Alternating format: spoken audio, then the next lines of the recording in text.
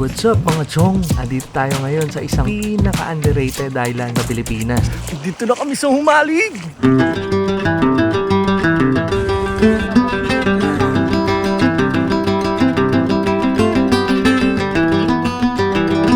Hindi to easy trip ha, habang biyahe, tapos may alon challenge pa. Pero syempre walang aatras. Grabe yung alon mga chong, parang roller coaster sa dagat. Pero habang papalapit ka, makikita mo na yung golden sand. Hindi white sand, hindi pink sand, golden sand mga chong.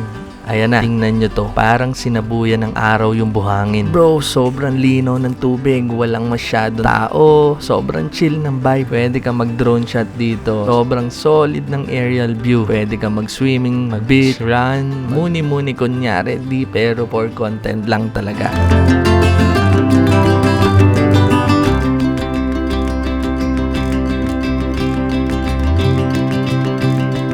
Content creators, this is your spot. Rate natin ng Humalig mga chong. Accessibility, medyo challenge. View, 10/10. Experience, solid. Yung biyahe, worth it ba? Oo naman.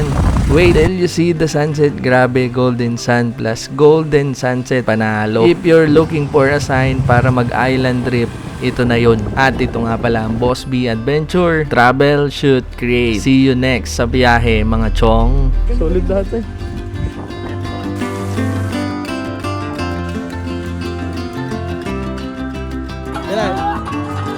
Oh.